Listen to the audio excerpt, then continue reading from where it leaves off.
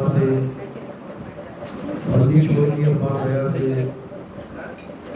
गुरु की अपार मेहर से मेरठ में आज ये मूल ज्ञान का प्रचार होने जा रहा है। बहुत बड़े भाग होते हैं उस जीव के जो अपने पूरे जीवन काल में एक बार भी कबीर साहब के इस मूल ज्ञान को सुन पाता है, और उससे भी बड़े भाग होते हैं उन जीवों के जो इस मूल ज्ञान को थोड़ा सा भी समझ पाता है। क्योंकि सुनना आसान है, घंटा 2 घंटा बैठ के सुन के चले गए, लेकिन इस ज्ञान को समझना बहुत मुश्किल है। जिस पर मालिक की कृपा हो, जिस पर बंदी छोड़ की दया हो, केवल वही इस ज्ञान को समझ सकता है, अन्यथा किसी में इतना सामर्थ्य नहीं जो इस मूल ज्ञान को समझ पाए। ये वही मूल ज्ञान है जिसके लिए कबीर साहब ने धर्मदास जी को क्या बोला कि धर्मदास मेरी लाख दुहाई और ये मूल ज्ञान बाहर ना जाई, पवित्र ज्ञान तुम जग में भागो और मूल ज्ञान गुप्त कर राखो। मूल ज्ञान बाहर जो पढ़ी तो बिचली पीढ़ी हंस न तरही। मूल ज्ञान तब लग छुपाई जब लग द्वादश पंथ न मिट जाए। यानी ये वो मूल ज्ञान है जो कबीर साहब अपने भक्तों को, अपने संतों को देने आते हैं। ये किसी आदमी का दिया हुआ ज्ञान नहीं है कि कोई आदमी कहे जी मैंने इतने साल भक्ति करी, आंखें बंद करके बैठा रहा, अंधेरे में देखता रहा और मुझे ऐसे दिव्य ज्ञान प्रकट हो गया, वो ज्ञान मैं आपको दे रहा हूं। ये इंसानी ज्ञान है, ये इंसानी सोच है। लेकिन जो कबीर साहब ज्ञान समझाने आते हैं, देने आते हैं, वो किसी इंसान का दिया हुआ ज्ञान नहीं है, वो स्वयं परमपिता परमात्मा का दिया हुआ ज्ञान है। इंसानी ज्ञान तो छुड़वाने के लिए आते हैं कबीर साहब। इंसान ने जो परमात्मा को पाने के लिए तरह तरह की विधियां बना ली हैं, मनमुखी साधनाएं करने लग गया है, मन का गुलाम हो गया है, जैसा मन कर रहा है वैसा करता जा रहा है। इन सब चीजों को छुड़ाने के लिए कबीर साहब आए थे। और मूल ज्ञान, मूल यानी जड़, वो जड़ जैसे गिलास और पत्थर जड़ है, वो वाला जड़ नहीं। जड़ यानी रूट, यानी एक पेड़ की जो जड़ होती है उसे मूल कहते हैं। वो मूल ज्ञान देने के लिए आए जिस जड़ से पूरे पेड़ को सारा खाना पानी दाना सब मिल रहा है, सारे पोषक तत्व मिल रहे हैं। इसी प्रकार संसार में जितनी भी भक्तियां चल रही हैं ये सब मनमुखी भक्ति है, क्योंकि इंसान के द्वारा बनाई गई, इंसान के द्वारा चलाई गई। मूल ज्ञान सब भूल बैठे। उसी मूल ज्ञान को देने के लिए, उसी को समझाने के लिए कबीर साहब इस संसार में आते हैं। अलग अलग युगों में अलग अलग नाम से आते हैं। सतयुग में सतसुब्रत नाम, त्रेता में मुनीन्द्र नाम, द्वापर में करुणामय नाम और कलयुग में कबीर नाम धारण करके आते हैं। ये इनका नाम नहीं है कि कोई कहे कि कबीर साहब का नाम कबीर ही है, ऐसा बिल्कुल नहीं है। कोई कहे कि इनका नाम सतसुब्रत है, इनका नाम मुनीन्द्र है, इनका नाम करुणामय है, तो ऐसा कुछ भी नहीं है। ये तो हमारे लिए नाम धारण कर लिया उन लोगों ने, साहिब ने। क्यों? क्योंकि यहाँ पर बिना नाम के एक दूसरे की पहचान भी नहीं होती है। कोई अनजान आदमी मिला, पहले क्या पूछते हैं, क्या नाम है भैया तेरा? अब वो नाम बताएगा अपना।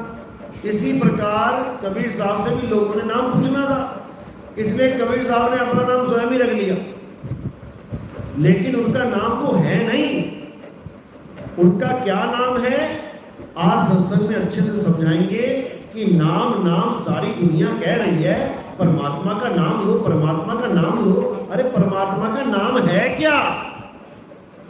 आज समझ में आएगा अगर मालिक ने चाहा तो आज का सत्संग शुरू करने से पहले परम पिता परमात्मा के चरणों में बंदगी करेंगे, जयकारा लगाएंगे और फिर सत्संग शुरू करेंगे। बोलिए परम पिता परमात्मा की, सतगुरु बंदी छोड़ कबीर साहेब की, सतगुरु मगनपति साहेब की, सतगुरु दुल्हनपति साहेब की, दीवान द्वारपति साहेब की, सतगुरु राम सेवक साहेब की, सतगुरु बरागपति साहेब की, करीमपुर धाम की, भंडार में आए सभी संगत की, इनके माता पिता इनके गुरुदेव की, इस गांव नगर बस्ती की, आज के आनंद की, सकल हुस्न बंदगी साहेब बंदगी। तो क्या है नाम, किससे होगी हमारी मुक्ति, ये सबसे बड़ा सवाल है इस संसार में। जितने भी धर्म, जितने भी पंथ, जितने भी संप्रदाय जो ये चल रहे हैं, ये इसी आधार पे चल रहे हैं कि हमारी एक दिन जन्म मरण से मुक्ति हो जाएगी, हमें वापस इस भवसागर में नहीं आना पड़ेगा, हम अपने धुरधाम को पहुंच जाएंगे। इसी आधार पे बड़े बड़े धर्म, बड़े बड़े पंथ, बड़े बड़े संप्रदाय, बड़े बड़े गुरु अपनी गद्दियां जमा के बैठे। एक भी गुरु ऐसा नहीं है इस संसार में, एक भी जो ये कह दे बेटा मुझसे नाम ले लो उसके बाद तुम बार बार भवसागर में आओ। सब मुक्ति का ठेका लेके बैठे, भले पत्थर ही क्यों ना बुझवा रहे हो कि बाहर पत्थर पड़ा है इसको माथा टेक ले जाके, उसमें भी मुक्ति छुपा रखी है इन लोगों ने कि पत्थर की भी पूजा कर लोगे तो मुक्त हो जाओगे, नाम जप लोगे मुक्त हो जाओगे, पूजा पाठ कर लोगे मुक्त हो जाओगे, हवन यज्ञ कर लोगे मुक्त हो जाओगे, नदियों में स्नान कर लोगे मुक्त हो जाओगे, परिक्रमा कर लोगे मुक्त हो जाओगे। अरे तुम मरेंगे और बंधन में कैसे पड़ेंगे यही बता दो, बंधन में पड़ने का रास्ता बता दो तुम बस। हर चीज में तुमने मुक्ति जोड़ दी, इस जीव को भरमा दिया। इसीलिए कबीर साहब यहाँ पे आते हैं, नहीं तो उनको आने की कोई जरूरत नहीं है। क्या बिना कबीर साहब के कोई भक्ति नहीं कर रहा था क्या? हिंदू भी थे, मुसलमान भी थे, हिंदू अपने नाम जप रहे थे, मुसलमान अपनी। उसमें कबीर साहब को आने की क्या जरूरत पड़ गई? उनको आने की इसलिए जरूरत पड़ी क्योंकि जिन नामों को हम सच मान बैठे थे वो असल में नाम था ही नहीं। जिस हीरे को हम हीरा मान बैठे थे असल में वो हीरा था ही नहीं, वो कांच था। इसलिए कबीर साहब इस संसार में आए हमें नाम की महिमा बताने के लिए, हमें नाम से जोड़ने के लिए। और कबीर साहब ने भरपूर वाणियां बोली नाम और नाम में भेद समझाने के लिए, दोनों नामों में। कैसे? कहते एक नाम सुख रास है, एक नाम दुख रास, एक नाम बंधन काटे और एक गढ़ की फांस। अब दोनों नाम ही हैं। एक नाम सुख रास है यानी एक नाम आपको सुख दे देगा और एक नाम दुख रास, एक आपको दुखों में डाल देगा। अब है दोनों नाम। अब कौन सा नाम सुखरास है और कौन सा नाम दुखरास, बस इतना विवेक लगाना है। और जिसको ये बात समझ में आ गई वो भवसागर से पार है। तो कौन सा नाम सुखरास और कौन सा दुखरास है? दो प्रकार के नाम बताए कबीर साहब ने। एक नाम जो जीभ के द्वारा बोले जाते हैं। कौन से नाम बोले जाते हैं?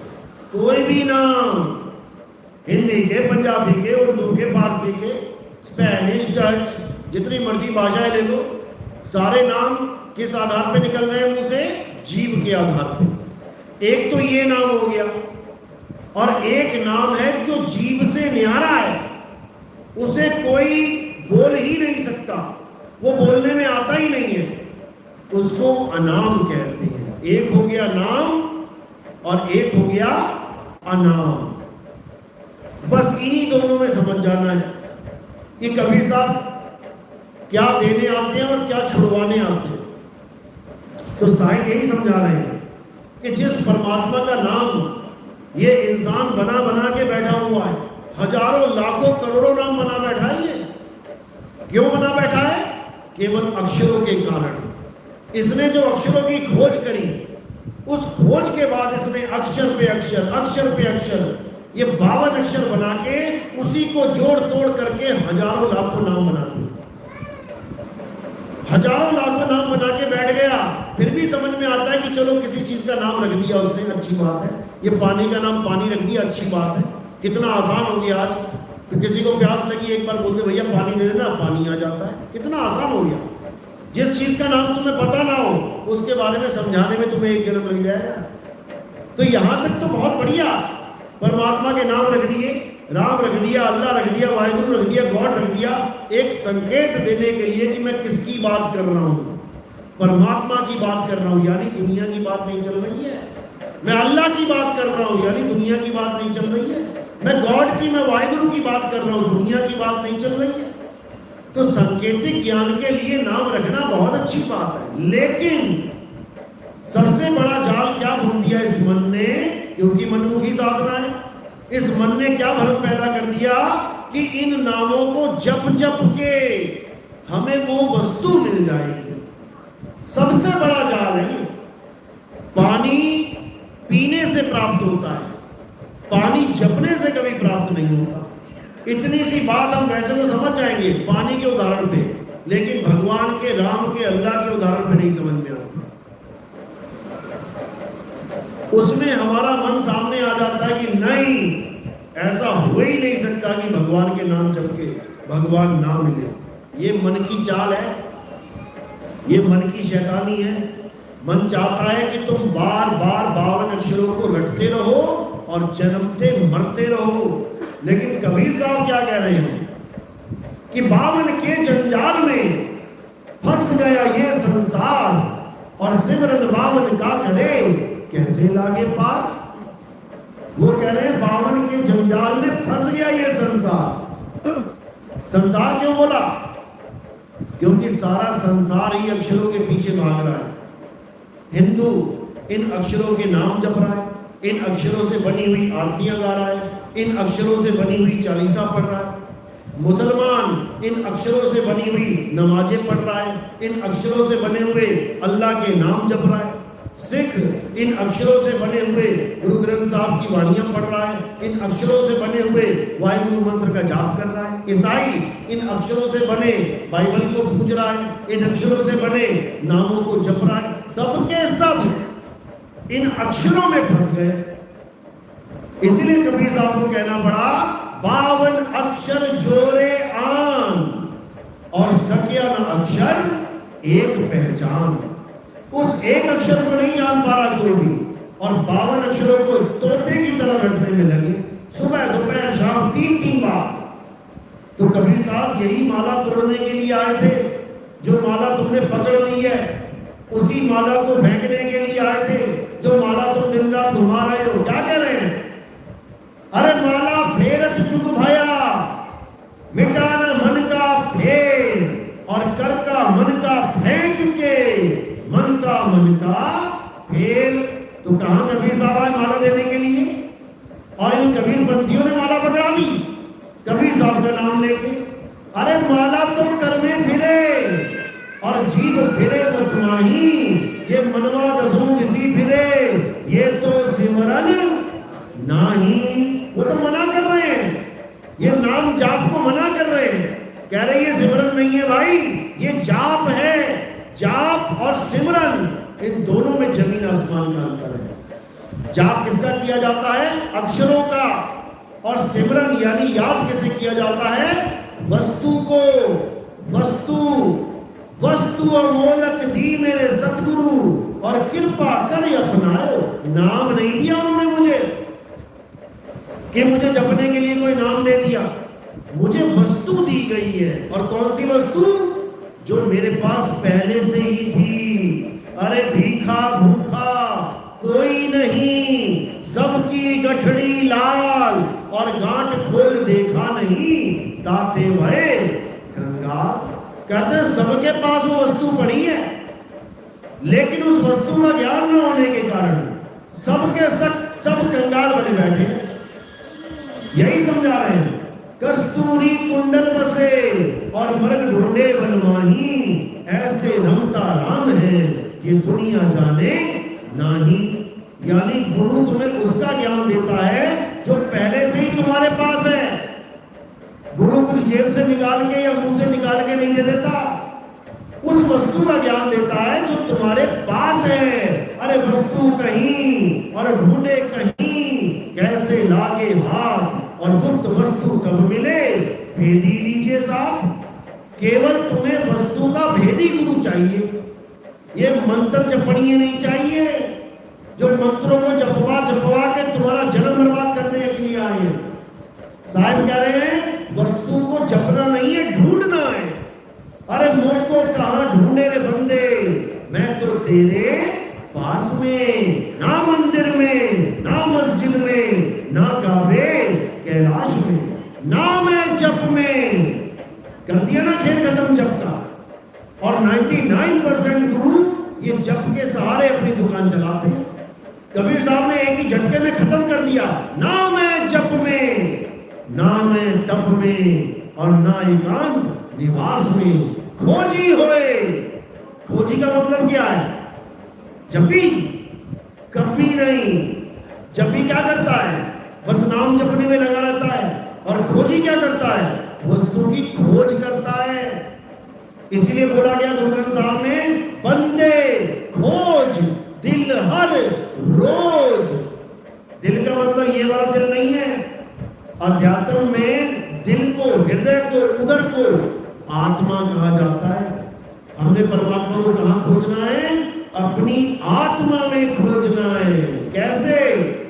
ज्यों तिल माही तेल है, और ज्यों चकमक में आग, और तेरा साईं तुझ में है, जाग सके तो जाग। तो पहले मुझे ये जानना पड़ेगा कि मेरा साईं मुझ में है, मुझ में मैं क्या हूं। पहले मुझे ये जानना पड़ेगा मैं क्या हूं। और जब मुझे ये पता लग गया कि मैं क्या हूं, तो मुझ में ही परमात्मा का वास है। इस वाणी को पढ़ पढ़ के ये गुरुआ लोग क्या करते हैं? ये तुम्हें शरीर के अंदर घुसा देते हैं कि तेरा साईं तुझ में है, आंखें बंद कर, त्रिकुटी पे ध्यान लगा और बैठ जा। अरे ये शरीर है, तुम शरीर में खुजवा दे रहे हो। मैं शरीर हूं ही नहीं, मेरे अंदर परमात्मा है, मेरे शरीर के अंदर नहीं है। यही नहीं समझ में आ रहा किसी को। परमात्मा मेरे अंदर है, तेरा साईं तुझ में है। ये नहीं बोला कि तेरा साईं तेरे शरीर में है, तेरा साईं तेरी आंख में है, तेरा साईं तेरे कान में है, तेरा साईं तेरी हड्डी में है। ऐसा नहीं बोला। ये आंख, कान, बाल, खाल, ये खून, मांस, हड्डी, ये सब शरीर है, इसमें नहीं है साईं। साईं कहां है? तेरा साईं तुझ में है। तो साईं को ढूंढने से पहले मुझे खुद को ढूंढना पड़ेगा। मैं कहां हूं? शरीर तो लेके घूम रहा हूं, लेकिन मैं कहां हूं? इसका जवाब भेदी गुरु समझाते हैं। मंत्र जपणिए नहीं कि राधे राधे जपले, राम राम जपले, अल्लाह अल्लाह जपले, वाहिगुरु जपले, कबीर पंथी है तो कबीर कबीर जपले। यही परमात्मा का नाम है, असली नाम है। ये परमात्मा का नाम नहीं है। परमात्मा का नाम क्या है? परमात्मा का नाम उसका स्वरूप है। जो हमारा स्वरूप है, जो परमात्मा का स्वरूप है, वही नाम है। क्या बोले? अरे सत्य स्वरूपी नाम साहिब का, सो निज नाम हमारा। अब सत्य स्वरूप कौन सा नाम है? कबीर नाम कहते समझ में आता कि सत्य कबीर नाम साहिब का समझ में आ जाता, सत्य सुकृत नाम साहिब का समझ में आ जाता, मुनिंद्र करुणामय नाम साहिब का समझ में आ जाता। ये सत्य स्वरूपी नाम साहिब का, ये क्या चीज है? ये स्वरूप ज्ञान है भाई, ये स्वरूप ज्ञान है। तेरा साईं तुझ में है, इसलिए पहले तुझे अपने स्वरूप को जानना पड़ेगा कि मेरा स्वरूप क्या है। फिर उसी में साईं का वास है। इसीलिए बोला, जब लगना चीन हो गए आत्म, तब लगना मिली है परमात्म। आत्म चीने परमात्म चीने, संत कहावे सोए, और यह भेद काया से न्यारा। काया के अंदर नहीं, ये काया से न्यारा भेद है। यह भेद काया से न्यारा बूझे बिरला को। लेकिन इस बात को कोई समझ नहीं पाता। उठा के आंख बंद करी, कान बंद करी, नाक बंद करी, मुंह बंद किया और अंदर घुस गए। ये सब काल का जाल है, ये सब माया का जाल है। तो 52 अक्षरों से बचने के लिए क्या करना है? हमें ऐसे गुरु की शरण में जाना है जो हमारे 52 अक्षर छुड़वा दे और हमें आदि अक्षर लखा दे। मदन साहब क्या कह रहे हैं? सोई गुरु पूरा कहावे, जो 2 अक्षर का भेद बतावे। अक्षर जपावे नहीं, नाम जपावे नहीं कि 2 अक्षर ओम और सोहम जपावे, बिल्कुल नहीं। भेद बतावे। इसका भेद बताना है कि पहले प्रकार का अक्षर कौन सा है और दूसरे प्रकार का अक्षर कौन सा है। तो पहले प्रकार का अक्षर कौन सा है? ये जीभ के द्वारा बोले जाने वाले सारे अक्षर पहले प्रकार का अक्षर है। इसको छुड़ावे, एक छुड़ावे, एक लखावे। अब ये दूसरा अक्षर क्या है? अक्षर का मतलब होता है अविनाशी, यानी हमें वो अविनाशी आत्मदेव जिसको परमात्मा कहते हैं उसका लखाव करा दे।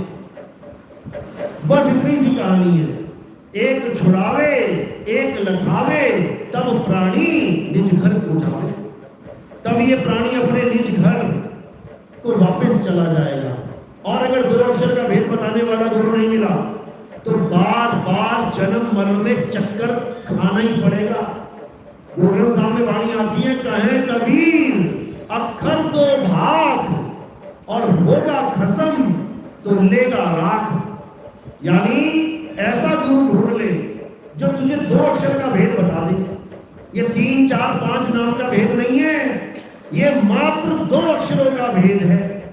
इसमें तीसरे का कोई काम ही नहीं है। नहीं तो कबीर साहब कहते, कहे कबीर अक्षर 3 भाग, लेकिन उन्होंने 2 की बात करी है और उन दोनों में से भी एक अक्षर को छुड़वा दिया जाएगा। नकली अक्षर है, एक नकली नाम है और दूसरा असली नाम है, जिसके लिए बोला 52 अक्षर जीव आधारा, यानी नकली नाम है। ये 52 अक्षरी नकली नाम है। ये लिखा भी जा सकता है और मिटाया भी जा सकता है। अंग नंबर 340 में साफ लिखा है। कबीर साहब कहते हैं, मैं इन अक्षरों को नहीं मानता जो लिखे और मिटाए जा सकते हैं। जितने मंत्र है दुनिया के, तुम लिख दो और मिटा दो। कहते ओंकार आदि में जाना और लिखे और मिटे ताही न माना।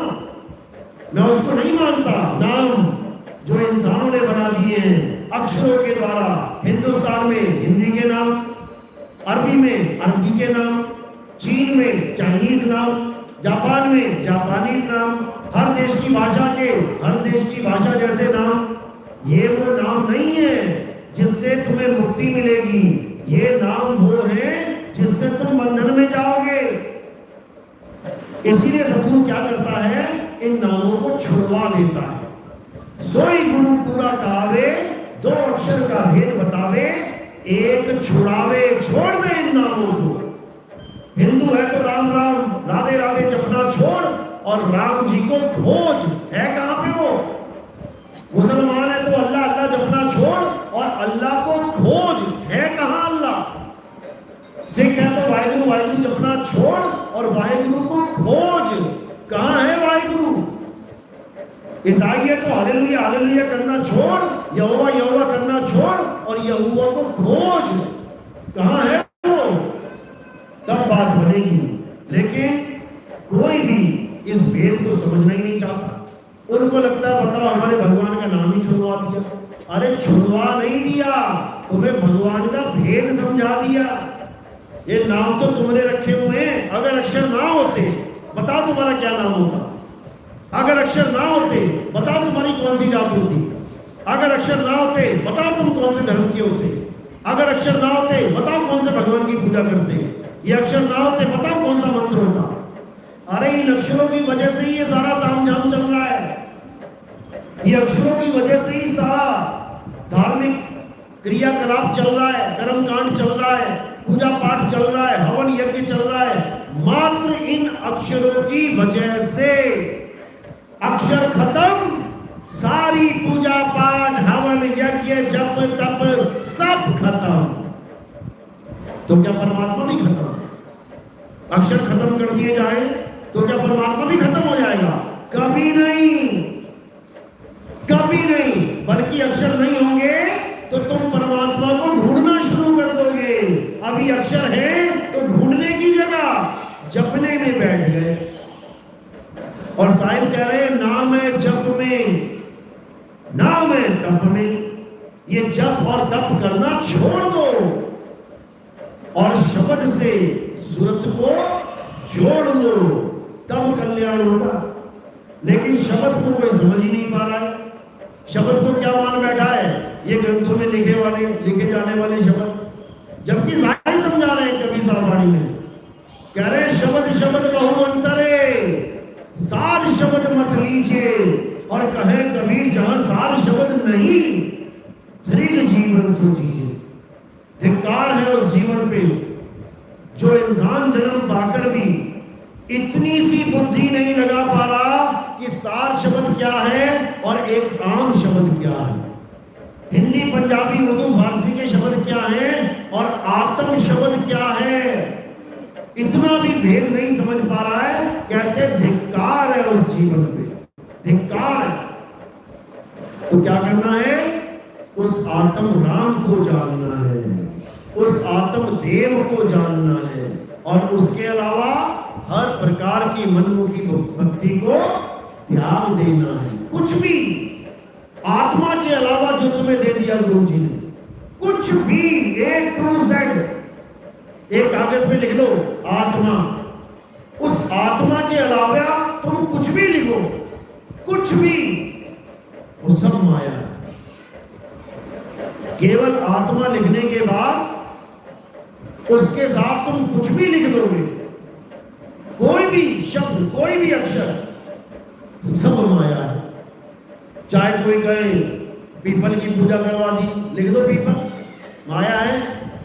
कोई कहे सांपों की पूजा करवा दी, लिख दो सांप, माया है। कोई कहे आसमान की, अग्नि की, वायु की, जल की पूजा करवा दी, लिख दो, माया है।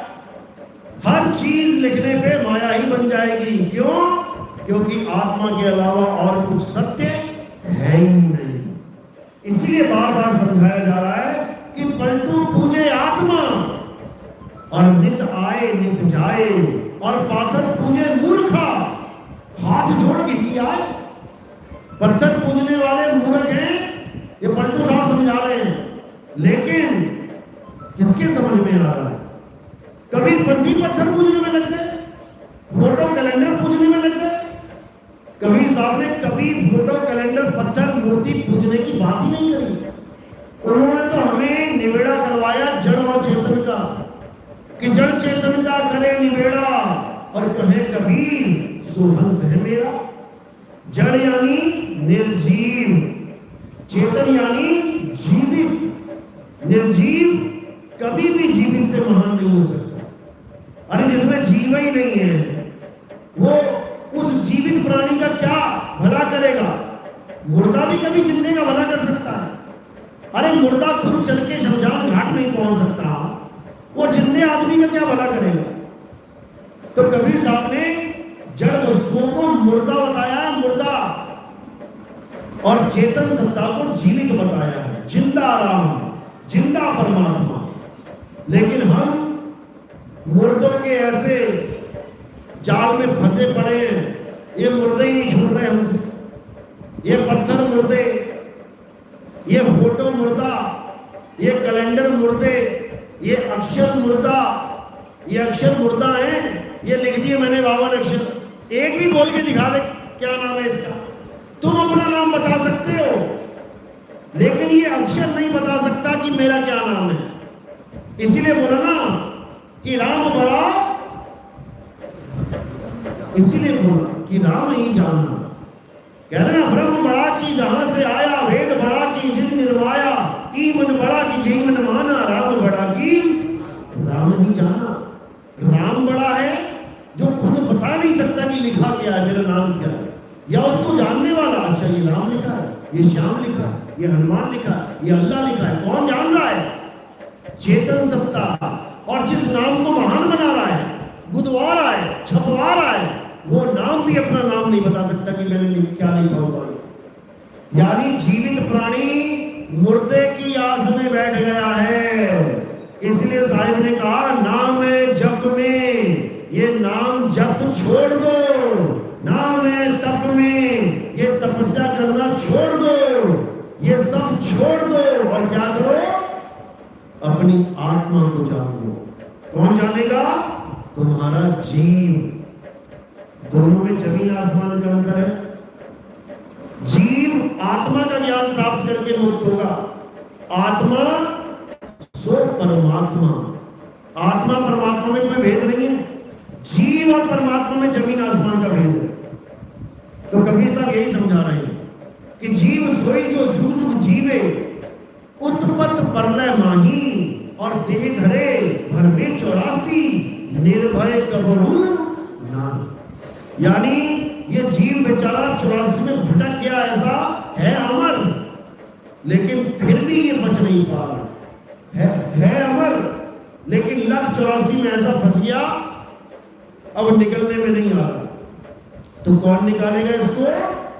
केवल सार शब्द निकाल सकता है इसको। सार शब्द के अलावा ऐसा कोई शब्द नहीं है जिससे इसका कल्याण हो जाए। इसीलिए साहिब ने बीजन में बोला, सार शब्द कहीं बाची हो, मानो एतबारा, अक्षर पुरुष पेड़, निरंजन वाकी धारा। बिल्कुल क्लियर कर दिया कि ये तुम्हारे मनमुखी नामों से नहीं बचने वाले तुम, कि तुम राम राम अल्लाह अल्लाह वाहिगुरु वाहिगुरु गॉड गॉड कबीर कबीर करके तुम बच जाओगे, नहीं बचोगे। सार शब्द से बच सकते हो। सार शब्द यानी तुम्हारा सत्य स्वरूप, वही तुम्हारा निज नाम है, उसी नाम का दान गुरु करते हैं। तो कह रहे हैं सत्य स्वरूपी नाम साहिब का, यानी साहिब का नाम क्या है? सत्य स्वरूप। और मेरा नाम क्या है? सत्य स्वरूप। हम दोनों का नाम क्या है? सत्य स्वरूप। वो अपने नाम को याद रखता है और हम अपने नाम को भूल जाते हैं। इसीलिए